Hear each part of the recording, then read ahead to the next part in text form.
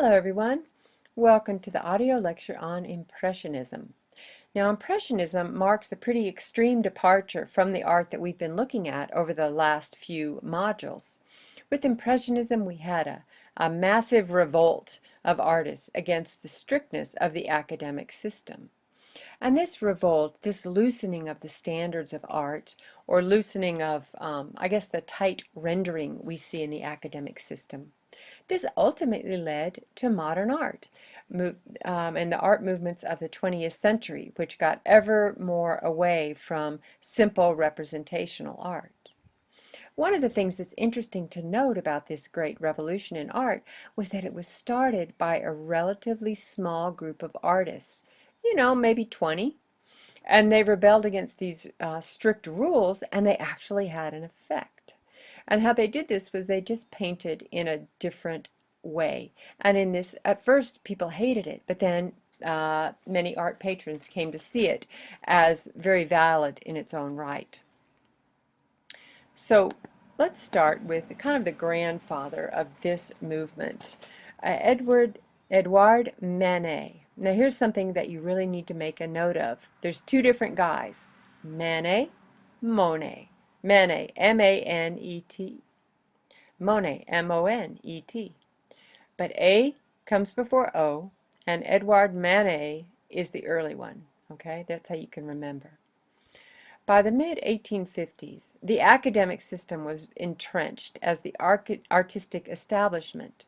But as we've already seen, art had reached this incredible pinnacle of academic representation, so the art might be even getting a little boring. Being selected for the yearly salon was essential for an artist to be financially successful. The annual Paris Salon was one of the major events of the social year, and most of Paris flocked to see this work that was chosen and to comment on its artistic merit. Also in the 1850s, Paris was rebuilt. Thousands of slums were torn down to make way for these wide boulevards, and the Eiffel Tower and the sidewalk cafes that we associate with Paris today, that's when they were built. So the face of Paris, how it looked to the world, changed radically during this time period that we're discussing. And that would be the mid-1800s. So this change in the landscape of Paris meant that affluent young men and women could now spend their time in the sidewalk cafes, socializing, sharing their ideas, and giving rise to a really vibrant creative culture. These young artists began to question the strict standards within the academic system. So this painting above, called Luncheon on the Grass by Manet, was shown in the 1863 Paris Salon, and when it was shown it caused a huge scandal. Now why would that be? Check out the nature of the nudity here. It's really very tame. Everything is mostly covered, and yet it was so scandalous that it was kept behind a closed curtain, and women and children were forbidden to see it. Of course, all this charge on the painting made it the very popular painting with the public. So what's interesting about this painting being so controversial is that classical nudes were really standard in the salon. I mean, you saw naked people everywhere, but they had to be associated with mythology. Now, in this case, the artist has challenged that standard because what we see are people from the day. This woman who is the nude model, you might recognize her on the street. And the men in the painting are fully dressed, and they're dressed in the fashion of the current era. So this is what made this painting so scandalous. Here's a couple other paintings by Manet, just so that you can get a feeling for his loose brushstroke, because it will really lead you to what we're going to see as we go even further into the loosening of form that we see with the Impressionists. This one is by Monet.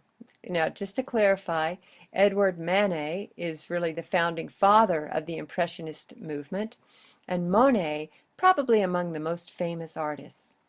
This particular piece is called Impression Sunrise, and you do need to remember this one, because there was an art critic who saw this piece, and he made this insult of this group of painters. He said, "These guys are just a bunch of impressionists." You know? And like any good group of rebels throughout history, they went, impressionists? We like the sound of that. So they took the insult given to them by an art critic over this painting, and that became the name of their group. This is called Impression Sunrise, and it was part of the first show of the Impressionists. I love this first show because what happened is that all of these Impressionist artists submitted their work to the Salon. That's really what most artists did every year.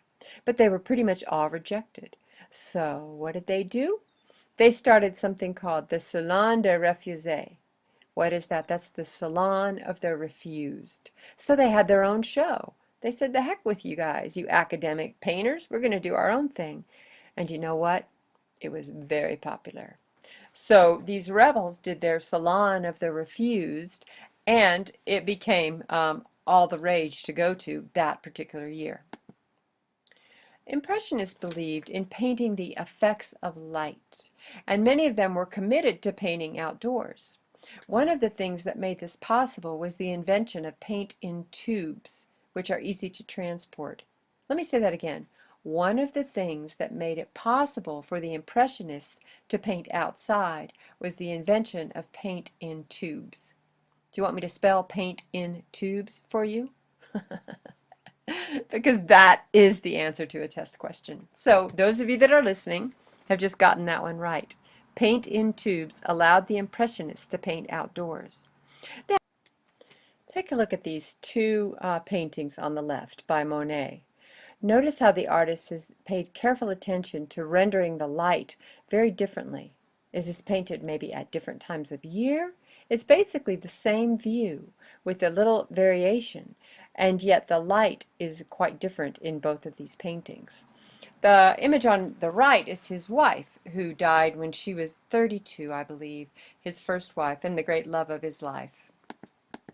So one of the things that Monet is really famous for is his use of broken color technique. And what this means is when the artist will place dabs of pure color near each other so that the eye blends them. So if you put a dot of blue next to a dot of yellow, it'll mix in the eye and become green. The Impressionists also often did not use browns or blacks on their palettes, although you'll see sometimes a strong use of black that really jumps out at you, and I invite you to notice that in these paintings. So up here what we have is the artist mixing paint using the broken color technique. There's an artist named Camille Pisarro, and he was, if Manet was the father of the Impressionist movement, he was kind of the goodly, caretaking grandfather. And he was an older painter, yet he was the one who would make sure that everyone had enough to eat and that no one got kicked out of their studios. And this artist did this by painting little Japanese fans, because everything Japanese was the rage at the time. I've seen Pisarro's work in person, and one of the things that you can really note about it, and you can see it in this example, is that he took the use of broken color to really a whole new level. With Pisarro, you really see large dabs of color, and they blend together beautifully, but in a loose kind of a style. Edgar Degas, what a wonderful artist, one of my favorites, one of many.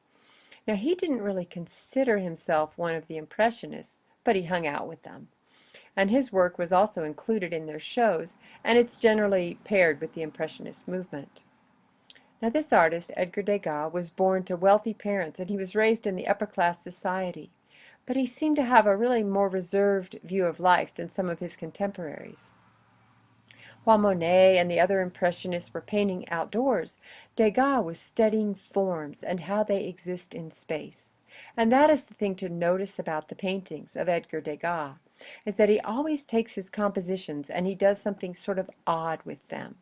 The picture above is a great example of that.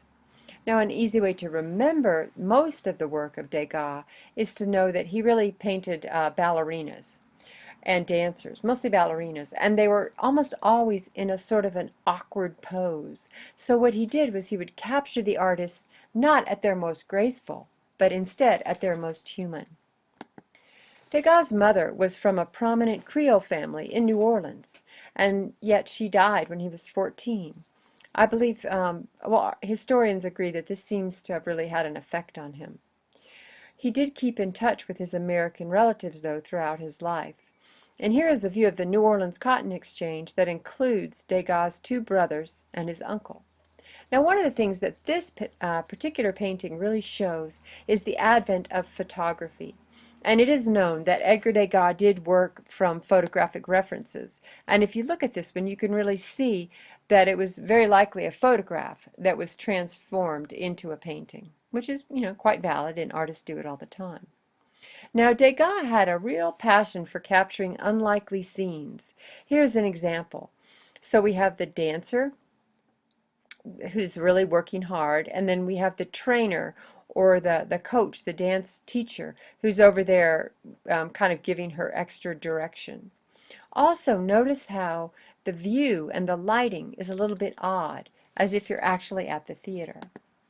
In addition to painting dancers, Degas also painted figurative paintings, as we see in the pastel on the right.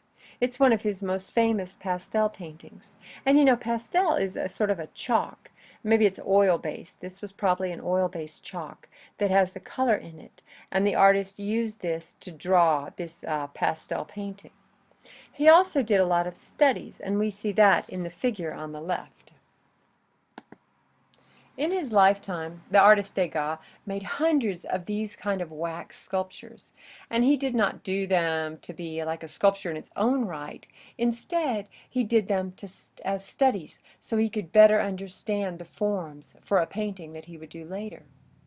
Now, this particular sculpture was included in an exhibition in 1881, and it caused an uproar. In the piece at the time, the artist used a real cloth bodice and a tutu and soft shoes, and her hair was tied with real silk ribbon. The flesh was painted. The critics objected to this realism by calling it an ideal of ugliness, and Degas never again exhibited a sculpture, but he left hundreds of these wax sculptures at his death. Most of them were broken or crumbling, as wax really doesn't hold up that well.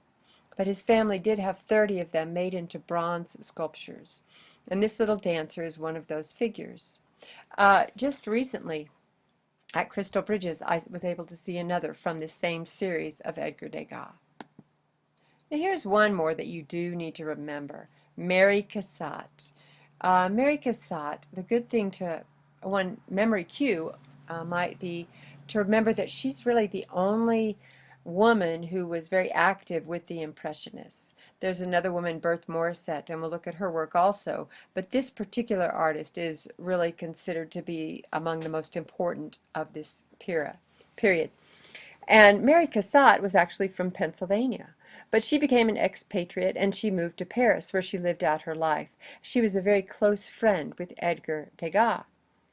But the thing that will help you remember her work for identification is that she almost always painted mothers and children. Now, what's interesting about this is that she had no children of her own, but her typical subject matter, which was also acceptable subject matter for a woman of her day, it would be a mother and child like we see on the right. The picture on the left is a portrait of her sister. Now let's just briefly look at Berthe Morisset because she's interesting. See how loose her paintings are? She's a great artist. Renoir, he was one of the founding members of the Impressionist movement, and he had a really different ideal than Degas did. He was a guy who was kind of dedicated to this aesthetic of light, and his loose strokes and his kind of vivacious quality of his work really do come through. I want you to notice in the painting on the right how he is definitely using black, but only for a very specific purpose. He's not using it in any of his shadows. This is characteristic of how the Impressionists might use black if they did. Here we have the Luncheon of the Boating Party. It's also by Auguste Renoir. And this will bring us to the end of the first half of the slide lecture on Impressionism. So tune in for part 2 coming up next. Thanks for listening.